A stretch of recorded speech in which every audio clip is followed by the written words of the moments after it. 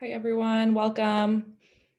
We're going to give it a few more minutes to let folks trickle in. I will be recording this press conference. If you'd also like recording access, just send me a message. Happy to do that for you. If not, I can send the clips afterwards.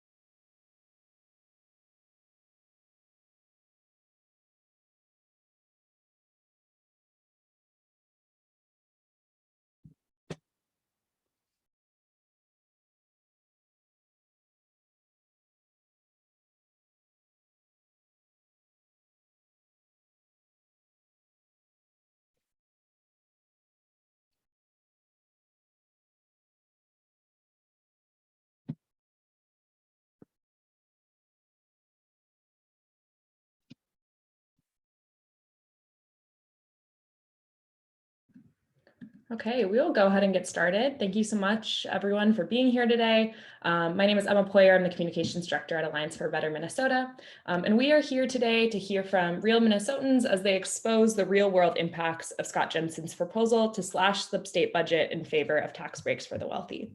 We'll have some time for questions at the end, but we're going to begin from hearing from Jake Schweitzer, the Executive Director of the North Star Policy Action. Thanks, Emma. So as Emma said, my name is Jake Schweitzer, and I'm the Executive Director of North Star Policy Action, a think tank focused on research to help make Minnesota work for working people. Thanks for the opportunity today to discuss Scott Jensen's extreme tax plan, and especially its impact on Minnesota's public schools. A few weeks ago, North Star Policy Action released a report that analyzed trends in funding for Minnesota's school districts. Our report found that over the last 20 years, per pupil state aid has declined by 20%. Once you adjust for inflation. Property taxes, as a result, have increased dramatically over that same time period, but not enough to cover the gap left over by decreased state aid.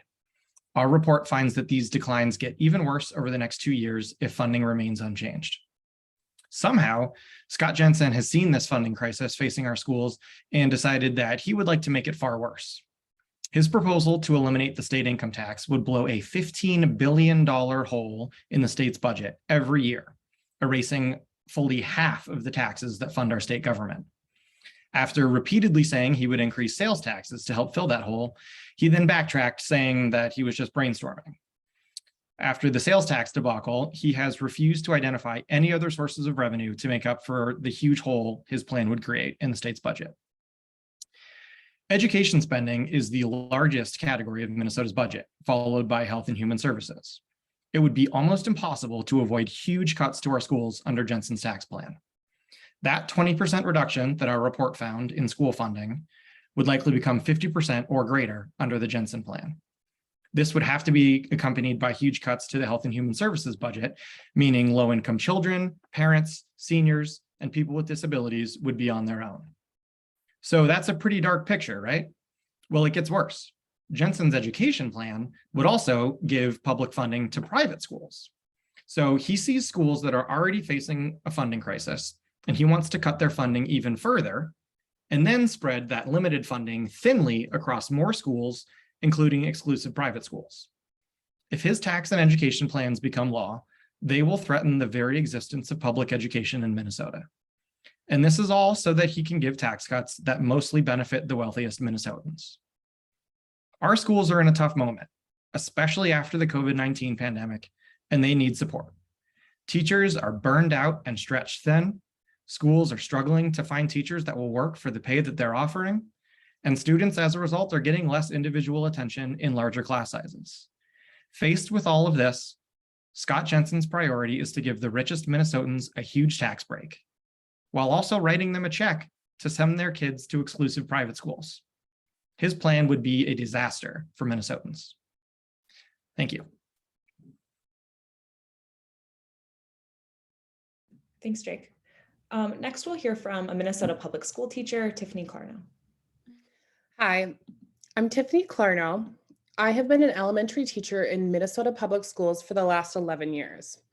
It is the hardest job I have ever had, and I absolutely love teaching and all my students. I get to watch our future learn, dream, grow, and figure out who they want to be. Unfortunately, Scott Jensen does not value public education. He actually wants to provide less funding to public education, which I consider a direct attempt to defund public education. There are currently 821,260 students enrolled in Minnesota public schools. Scott Jensen wants to take funding away from those students. Minnesota has always prided itself on providing quality education, and Minnesota has consistently been rated very high in education quality compared to other states. But under Scott Jensen, our schools would be underfunded. In the past, Scott Jensen has voted to underfund Minnesota schools and reduce access to pre-K for Minnesota's youngest learners. Now, Scott Jensen wants to slash even more funding from early childhood, K-12, and higher education programs while giving tax breaks to big corporations and the wealthy. It is clear that Scott Jensen's tax plans defund public education, which will hurt all of our children. Because Scott Jensen wants to defund public education, I believe teacher retention will become worse, which will in turn create a larger achievement gap and will be extremely detrimental to Minnesota children. Scott Jensen has said public education is a black hole and that he would provide less funding for public education. It is clear that Scott Jensen wants to defund education through Scott Jensen's tax plan, which will create a $15 billion hole in the state budget every year. This puts Minnesota public education in grave danger. Teachers are asking for our schools to be fully funded.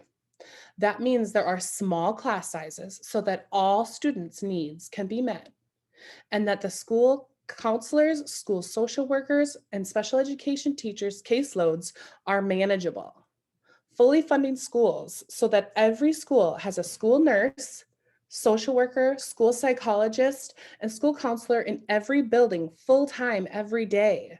We educators ask for this, but Scott Jensen replies with an irresponsible choice to defund public education by providing less funding for public education, as he has clearly stated that his $15 billion hole in the yearly budget created by the Scott Jensen tax plan reveals. Schools, educators, and Minnesota's children need a governor and a leader that support us. Scott Jensen clearly doesn't support Minnesota public schools, our students, or educators. Thank you.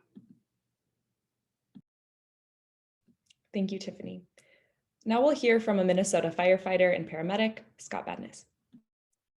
Thanks, Emma. My name is Scott Badness. I'm president of the Minnesota Professional Firefighters. I represent 46 locals with over 2,000 firefighter, paramedic, EMTs, and dispatchers. I'm here to discuss the Scott Jensen plan to cut Minnesota income tax. His plan to line the pockets of the ultra-rich will end up hurting all Minnesotans.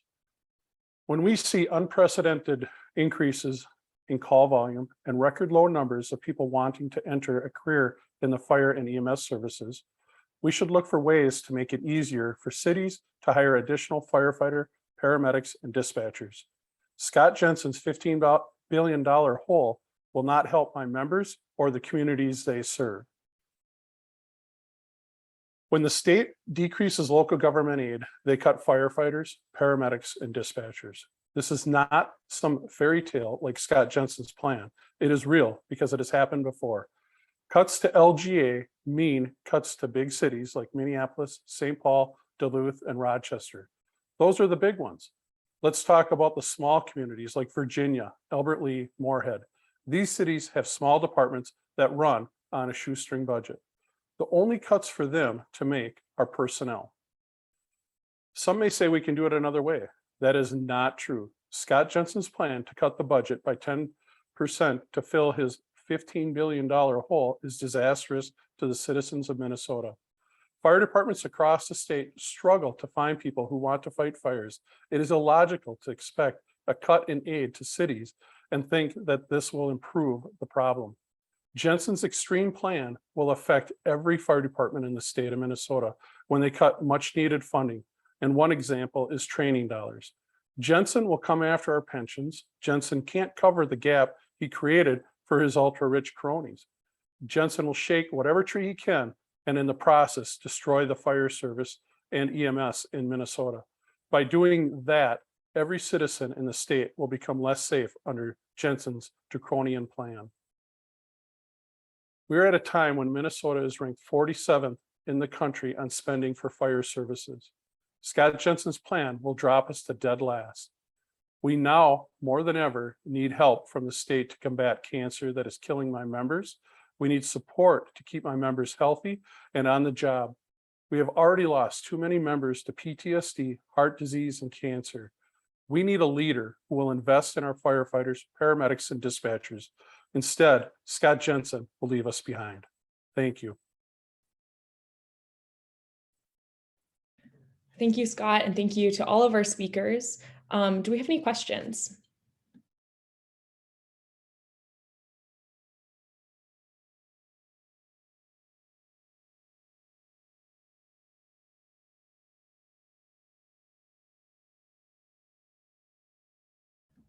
Okay. I'm available by email and happy to link people up or send any additional resources. If you have any follow-up questions, I can make that connection. Thank you everyone for being here, and thank you again to our speakers. And I hope to see you all again soon.